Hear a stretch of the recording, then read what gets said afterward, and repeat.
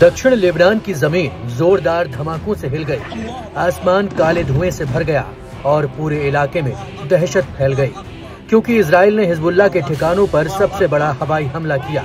Netanyahu का संदेश साफ था, हिजबुल्लाह के हथियार गोदाम और ठिकाने अब खाक में मिलेंगे। मैस अल जबल, कफर तिब्नित और देबिन जैसे गाँव में इमारतें मलबे में बदल गयी। लोग जान बचाकर भागते नजर आए और सोशल मीडिया पर वायरल हुई तस्वीरों ने पूरे माहौल में सनसनी फैला दी। इजरायली सेना का कहना है कि यह हमला हिजबुल्लाह की फिर से सक्रिय होने की कोशिश का जवाब है। वहीं लेबनान के प्रधानमंत्री नवाफ सलाम ने इसे सीधा हमला और डराने की रणनीति बताया है।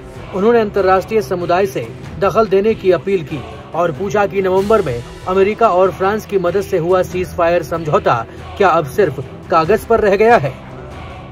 इसके एक दिन पहले इजराइल ने अपने एक और बड़े दुश्मन को लेबनान में ढेर कर दिया है। IDF सेना ने सीरिया से इजराइल के खिलाफ आतंकवादी हमलों को बढ़ावा देने की योजना बनाने वाले एक वरिष्ठ हथियार डीलर हुसैन साइफो शरीफ को लेबनान में मार गिराया है। IDF ने एक्स पर बताया कि आतंकी हुसैन को लेबनान के बेलवेक क्षेत्र में निशाना बनाकर खत्म कर दिया गया।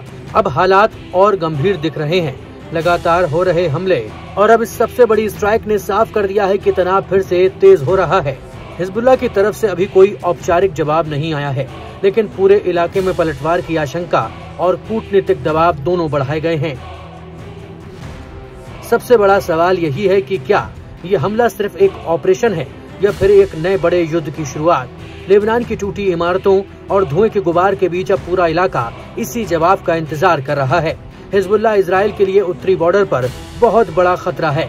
बहुत सारे रॉकेट और ड्रोन हैं और एक खास कमांडो यूनिट जो अचानक घुसपैठ करके हमला कर सकती है। यही वजह है कि अगर एक साथ कई रॉकेट और ड्रोन छोड़े जाएं, तो किसी भी रक्षा तंत्र पर भारी दबाव पड़ता है। इजराइल के पास आयरन डोम जैसे मजबूत सिस्टम है जो ज्यादातर हमले रोक लेते हैं, लेकिन सिलसिलेवार हमले हों तो रोकना मुश्किल है।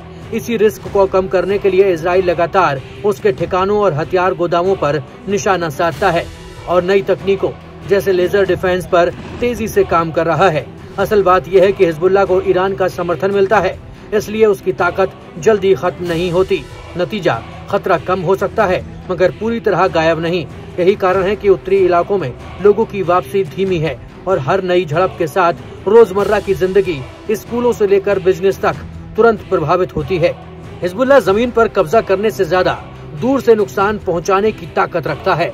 इजराइल इसे कमजोर कर रहा है, पर खेल लंबा है। सावधानी और तैयारी ही असली ढाल है।